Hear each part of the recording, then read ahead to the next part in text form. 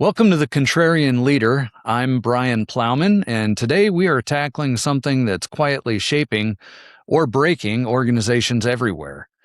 If you've spent any time on LinkedIn lately, you've probably seen conversations about the difference between managers and leaders. My recent post caught a lot of attention because it laid out the differences clearly. Managers cope with complexity, planning, organizing, controlling, keeping the system running. Leaders, however, cope with change, casting a vision, aligning people, and motivating action through uncertainty. The post made a blunt observation. Most large organizations skew heavily toward management. They reward compliance, punish deviation, and promote the people who keep things running, not the ones who question whether the things should still be running at all. That observation lines up perfectly with what decades of research has been telling us. In a world where the marketplace and technology are changing faster than ever, this imbalance isn't just a nice theoretical debate, it's actually becoming an existential risk. So today, we're going to look at the research that separates managers from leaders, why companies keep defaulting to the managerial mindset, what that's costing us right now, and what it actually takes to build real leadership when it matters most. So let's dive in.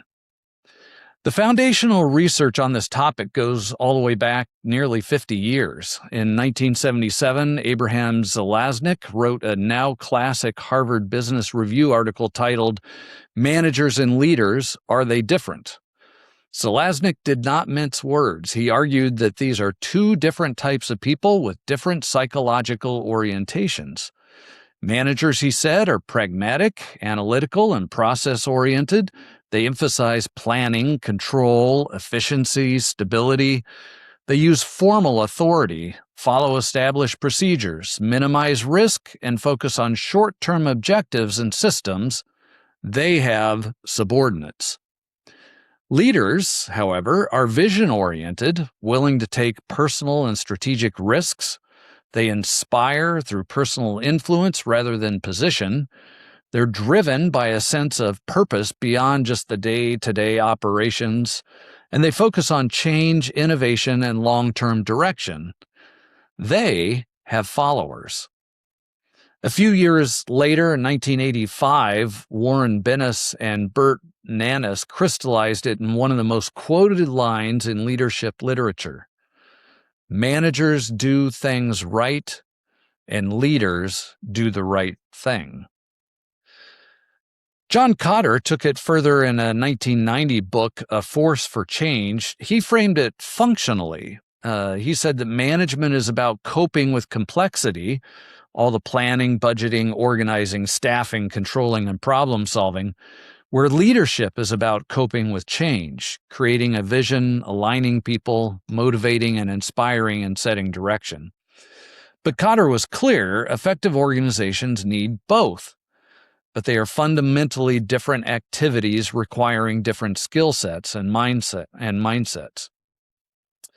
Later research, including work from 2008 to 2015, has added important nuance.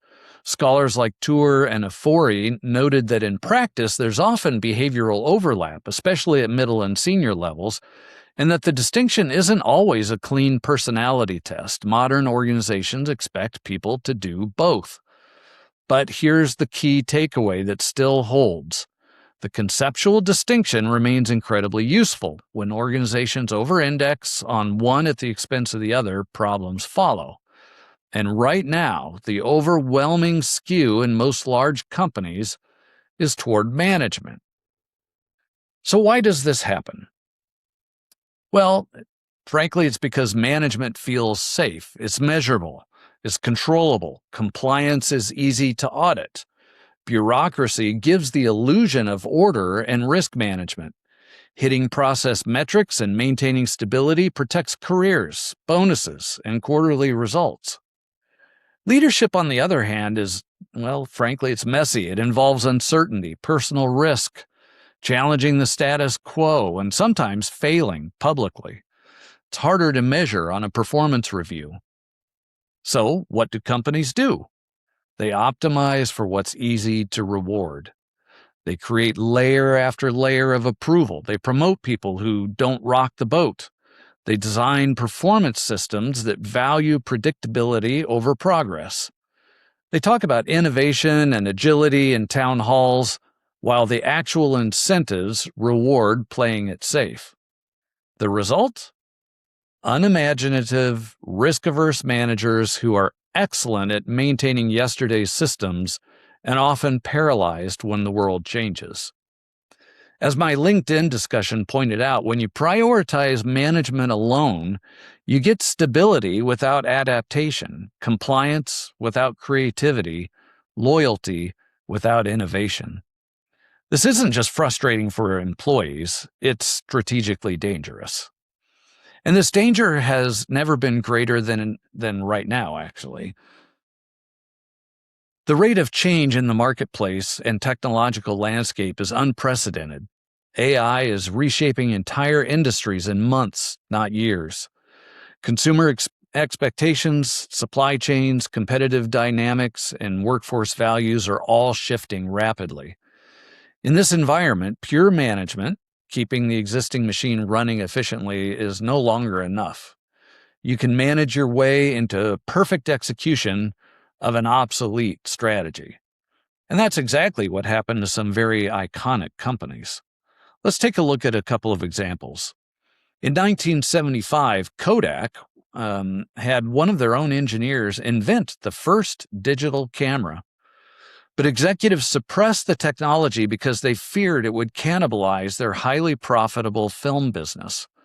Classic managerial thinking: protect existing revenue, minimize short-term risk. The result? Well, Kodak filed for bankruptcy in 2012, despite having pioneered the very technology that ended up destroying them. If you're old enough, you might remember Blockbuster. In 2000, they had the chance to acquire Netflix for about $50 million.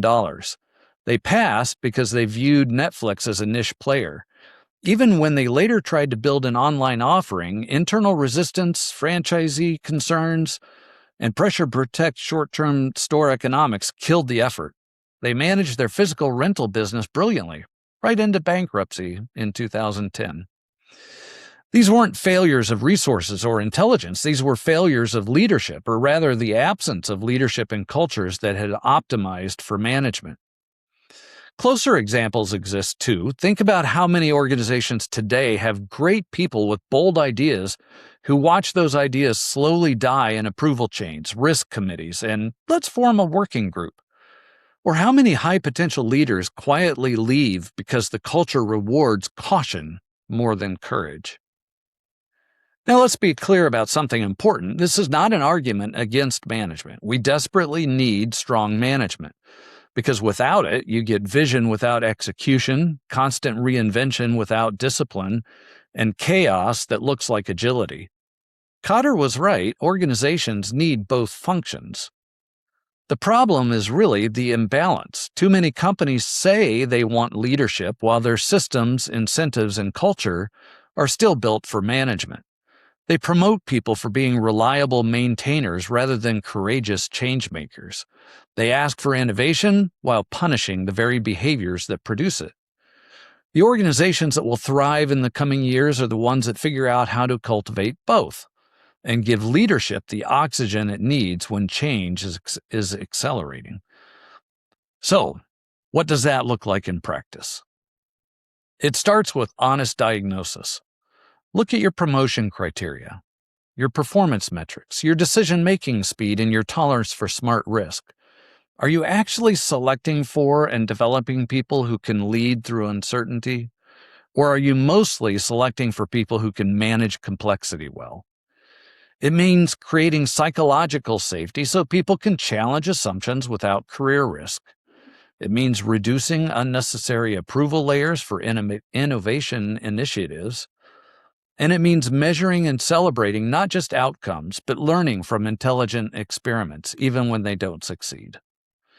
It means developing leaders who can do both, master the processes enough to have credibility, while also having the vision and courage to question whether those processes still serve the mission. And it starts at the top. If senior leaders model risk aversion and bureaucracy, well, the entire organization will follow, no matter what the values statement on the wall says. So here's the bottom line. The research is clear. Managers and leaders are different in meaningful ways, but both matter. In a world of rapid technological change and market change, leadership has become the critical difference maker. Companies that continue to value compliance and bureaucracy above all else will continue to produce unimaginative, risk-averse cultures. They will manage their way into stagnation or irrelevance. Those that deliberately cultivate leaders, people who can see around corners, inspire through ambiguity, take calculated risks, and drive meaningful change, will not only survive the turbulence ahead, they'll shape what comes next. So here's my challenge to you, whether you're an individual contributor, a middle manager, or you're in the C-suite. The next time you're in a meeting, reviewing a process, evaluating a promotion, or deciding whether to greenlight an idea, ask yourself honestly, are we managing for yesterday's stability or leading for tomorrow's possibilities? Because right now, the organizations that get that question right will have a massive advantage. Thanks for listening. If this resonated with you, or if you've seen this dynamic play out in your own organization, I'd love to hear your thoughts. Drop a comment, share it with a colleague, or be sure to connect with me on LinkedIn. Until next time, keep pushing for real leadership, not just better management.